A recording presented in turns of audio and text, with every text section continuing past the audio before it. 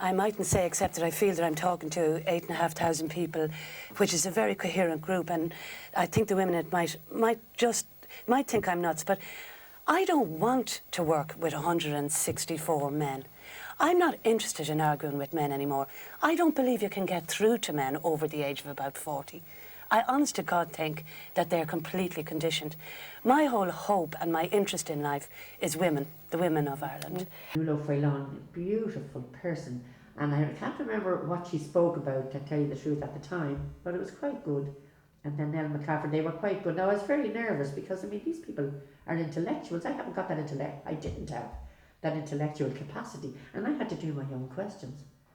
But I knew them, but that didn't make it any easier, and I wasn't great now at that. I don't think I was great on the interviews, but however, they did them, and they would help me more than I would have helped them. But that went down very well. And then I said, you have to say to Helen, good night now, sisters. Jim Mitchell, at the moment. Government Minister, this has been a government decision, certainly a Department of Education decision, not to continue down, to stick with the agreement. And the Minister has reviewed this on 2 occasions. And there's been a number of protests, campaigns. My brother was very much an innovator, and he liked to do things, new things, and to try out new things. But he also represented a constituency that needed new ideas and new investment and opportunity. And I think these 2 things married themselves in the possibility for the Ballyfermot community television, and he happened to be the minister in situ at the time. There had been the earlier experience, but he was actually the local minister, and he saw this opportunity. And there were some very good people involved at that time. Ironically, one of my other brothers, absolutely coincidentally, was involved in pipe television, and Peter. In fact, when we started in politics first, Peter was better known than Jim, or Jimmy as we always called him, because Peter played football for St. Pat's, and when we started out first, people used to say, is he Peter Mitchell's brother? But Peter was general manager with the Phoenix Relays. Now, I don't know whether that was exactly at the same period or not, but the reason that my brother was disposed to Ballyfermot was because he was the local TD and was hugely involved there. I mean, he was president of Ballyfermot United. You couldn't drive around the roundabout in Ballyfermot at election time. Every second house had a big poster on for him. So it was really a stronghold for him, and he was very much involved in the community. He had a clinic over the butcher shop, Payne's, and then he had a clinic up in the Kylemore Community Centre. So it was an area he knew firsthand, and he knew the quality of the people and the level of Ballyfermot activism.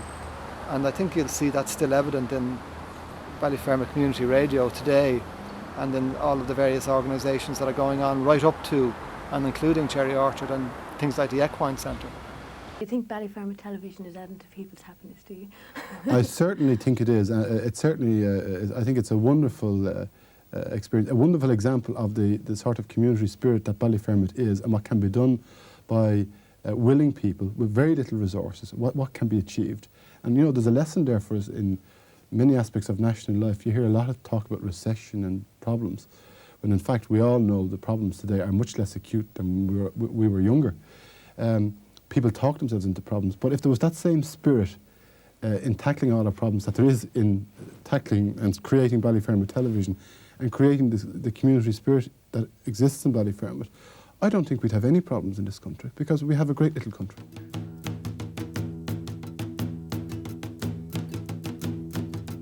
Was in the merry month of May, and from me home I started, left with the girls at home, all nearly broken hearted, saluted father dear, kissed me darling mother, then down the pint of beer, tears and grief to smother, then offered to reap at the corn and knee, for I was born, cut the stout blackthorn to banish ghosts, and goblins and brand new pair of brogues, drop the lap of the bog and fighting all the dogs on the rocky road to Dublin. 1, 2, 3, 4, 5, pump the hair and turn her down the rocky road, and all the ways to Dublin, Wakefield, Aldine, and Gardick's night, her rested limb so weary, rose and played daylight, next morning bright and early, then took us up with the pure, beat heart from shrinking, that's the paddy's pure, when there is up for drink, see the lassie smile, laughing all of the while, at me curious style, protect your heart and me on the sun, asked me if I was hired, wages I required, I was almost hired, double the rocky road to Dublin. 1, 2, 3, 4, 5, pump the hair and turn her down the rocky road, and all the ways to Dublin,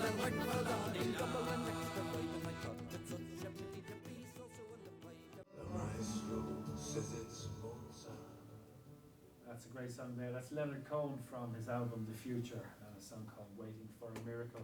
This is West Dublin Access Radio 96 FM. Frank Phelan on Rock and Boots. Tommy Morrison and Colin Keaton strolled up our road one day, and I harangued him, said, listen, like you as I use, gives a job, I can do that, and I heard nothing. And then he said, if you want to come down, if you're interested, and have a look at his recording. And I went down to the senior college as it was then, and saw Anne McStay doing her piece. There was a band recorder, and I thought, this is magnificent. Then they were looking for a sports presenter, and they said it on air, and I said, God, that's terrible. I was down there on Wednesday. They said nothing to me. And then they called up to the house and said, listen, if you're interested, do you want to do the sports? Now, I knew nothing about sports. Now joining us for his debut on BCA TV, our new and shining sportsman, Frank Phelan. Soccer in the Athletic Union League, Cole Park United Saturday team saw no action last weekend due to the bad weather. I still remember to this day, there was like a cheer when I finished my first piece, because I got through about 4 pages of sports stuff and stumbled on the last little paragraph, and I thought I made a mess here, and then a cheer went up, which kind of confused me. I think they obviously thought this is going to take 5 or 6 hours to do this, young fella, so it turned out all right. They sent ESB crashing out of the Dublin Championships Cup with a 31-52 scoreline, and in the league, Lourdes suffered a similar fate, losing 44 points to 55.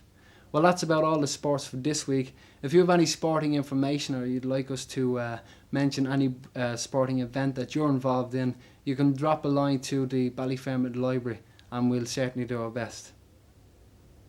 Thanks very much, Frank. It's nice to see you're in your confirmation suit and tie this week. And I'm Liam Nolan, and I've got some sports results for you. First Athletic Union League Premier, Cole Park 0, Eastwall 2. Watching Liam Nolan in that short space of time was a big learning thing for me. He did things like he underlined the script. As a guest presenter, we gave him some sports results to read out. He read through first, and he'd underline certain words, and he'd ask about pronunciations of, club names and that kind of thing, so that he was saying the name of the place right. He didn't offend anybody in the area and that kind of thing. And also, just the thing of his approach was, even though this was like a small local community television, he was there and he applied all the usual standards that he applies to RTE, and that was a great kind of almost a compliment to the station that he's approached it in that way. One thing, I asked him a question about the most significant moment that the usual cliched question, what was the most significant moment in his broadcasting career?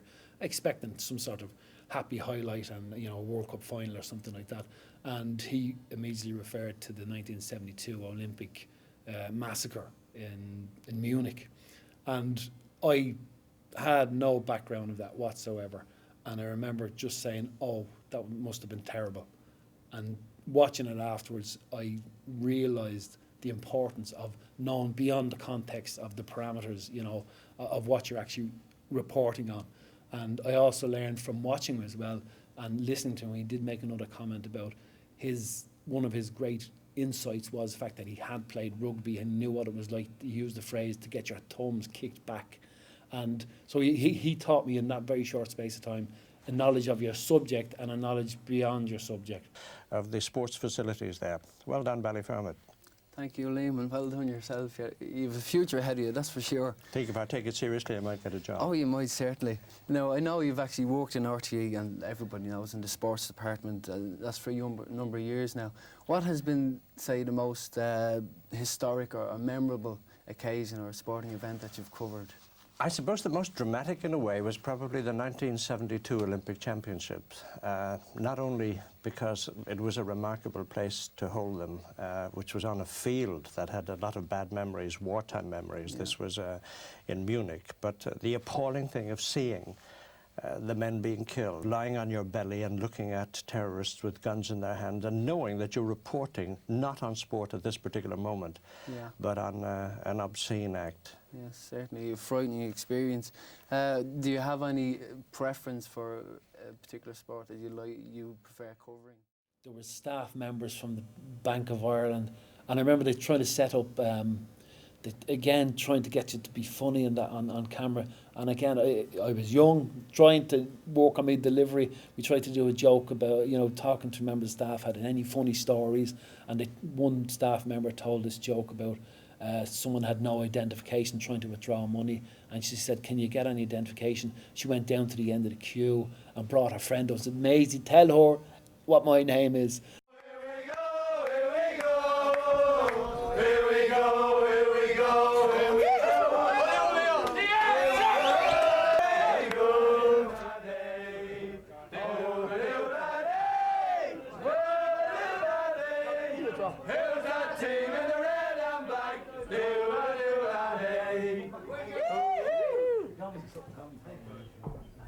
Ballyfermot United!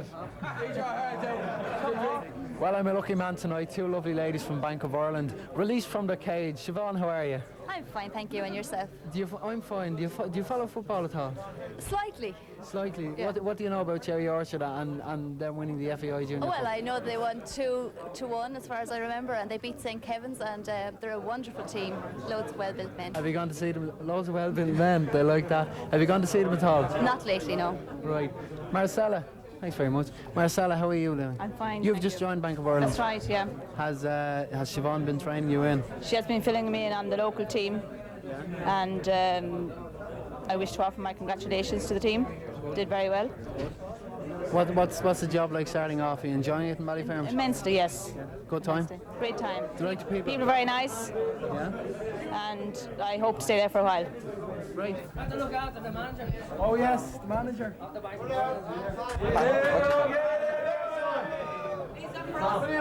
Save the drink out of this. Hey, will you have to hold?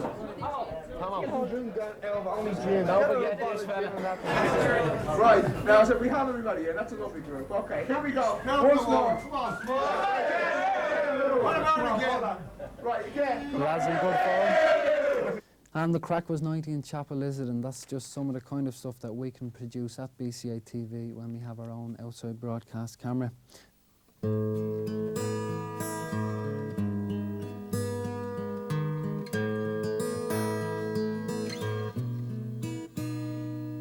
Your face is white as snow. Your hair the color of the earth. The heart that beats so strong. The day that turns so soon to dawn.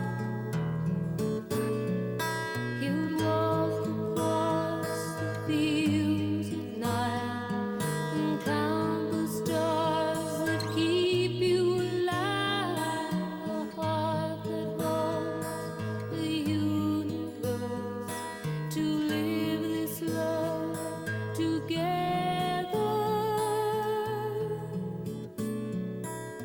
Here in the darkness there is no fire.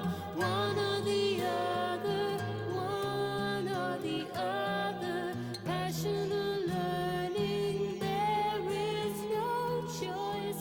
One or the other, one or the other. Now to make a programme, the number of people who are involved there, to read the news now, there has to be 3 people if you go from one to the other to the other. Now the interviewer, now they're I don't know what they call them now, but they're doing interviews and that. But probably part of the problem is, like, we have the same old faces on RT, we have the same old faces on radio, the same people are interviewed. Like, we were younger then, we were in our 30s then. We were enthusiastic. The people who came to the shows were younger. What this has to be done is, it has to be handed over to the younger people. Like community television, young people have embraced technology, like with texting, with twittering, Facebook, Bebo, you name it. That all those, they're huge technologies now. MySpace, YouTube, like they're making videos of themselves, putting them up there on YouTube. Like, they'd love to be doing that. Like, give a couple of kids a camera and say, go off and make a program about your people. It's not about studios anymore, or that kind of formal type of TV. Put out 20 cameras into a community, not highbrow cameras. Let them go off. You make a program here. Go to a school, you make a program, and we'll put it out on TV. You'll get lots of content. I don't look at afternoon programmes. I never liked Shoya or O'Shea. I liked the two people, very nice. getting they're not getting into the grip of it. They don't seem to know what the people want, and they're playing to a different audience all the time. But they're not gripping the communities, I can tell you that much. And it'll affect that. Turn it off, turn it over. Now Fair City will get them because they think this is them. You know, the like of Fair City is running very well. That's it. But things like that. But I just feel that there's not because we were very successful, but don't forget we were red raw, and we were plunged into this. And what they were saying was in Phoenix, just be yourselves. Just be yourself. Just be the way you speak to your neighbour in the morning. How are you? How's it going on? Just be yourselves. That's all they wanted. So I was saying, you don't have to put on anything. That's where we go wrong. People putting on a show and trying to make it. No, you have to be yourself.